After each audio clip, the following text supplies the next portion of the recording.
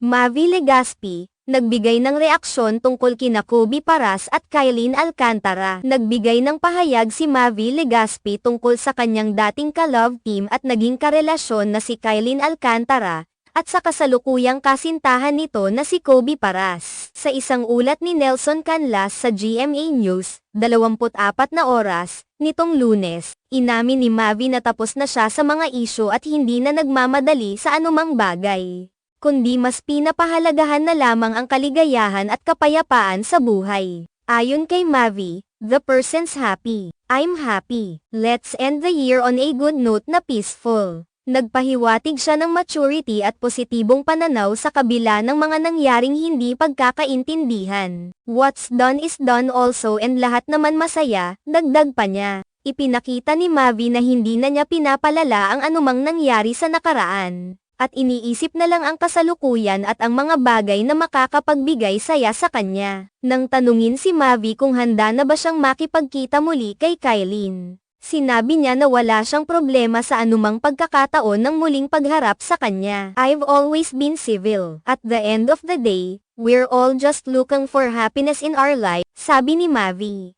Ayon sa kanya, ang pinakamahalaga ay makatagpo ng tunay na kaligayahan sa buhay at walang dahilan para magtampo o magalit sa mga nangyari. Naging matured siya sa kanyang pananaw, at pinili niyang tumuon sa mga bagay na makapagpapasaya sa kanya ngayon. Sa ngayon, sinabi ni Mavi na masaya siya sa kanyang estado bilang single at nakatutok sa kanyang fitness journey. Ipinahayag niya na ang kanyang puso ay masaya at ang pinakamahalaga ay ang kanyang sariling kalusugan at kaligayahan. "Ang masasabi ko lang, my heart's happy. That's it," ani Mavi. Sa ganitong pahayag, makikita na hindi siya nagpapadala sa mga kontrobersya at mas pinipili niyang ituon ang pansin sa kanyang personal na kaligayahan at ang pag-aalaga sa kanyang sarili. Tungkol naman sa kanyang mga plano, sinabi ni Mavi na abala siya sa kanyang workout routine at diet. Ibinahagi niyang nagtutuon siya sa pagpapapayat at pagpapabuti ng kanyang katawan bilang bahagi ng kanyang mga layunin. "I'm actually very focused on diet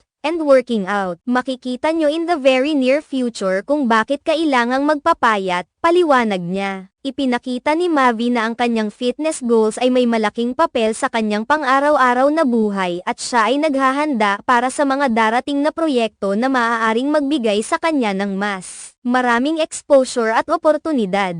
Ilan sa mga proyekto na pinagsamahan ni Mavi at Kylene ay ang mga teleseryeng Love Is, Love at First Read, at 0 Kilometers Away. Sa kabila ng kanilang paghihiwalay, malinaw na nakatanim pa rin sa mga fans ang mga alaala ng kanilang magandang pagsasama sa mga proyekto nila. Gayunpaman, sinabi ni Mavi na ang mga bagay na ito ay bahagi na ng nakaraan at hindi na ito ang pinagtutuunan niya ng pansin. Mas pinili niyang mag-focus sa mga bagay na makakatulong sa kanyang personal na pag-unlad at kapayapaan. Noong Agosto, inihayag ni Kylene ang kanilang paghihiwalay ni Mavi, ngunit sa kabila nito, ipinakita ni Mavi ang pagiging bukas at walang sama ng loob. Tinutok ni Mavi ang kanyang enerhiya sa mga positibong aspeto ng kanyang buhay at ipinagpapasalamat niya ang mga pagkakataon na mayroon siya sa kasalukuyan. Ipinakita niya na sa kabila ng lahat ng nangyari, natutunan niyang mag-move on at mas maging mature sa kanyang mga desisyon.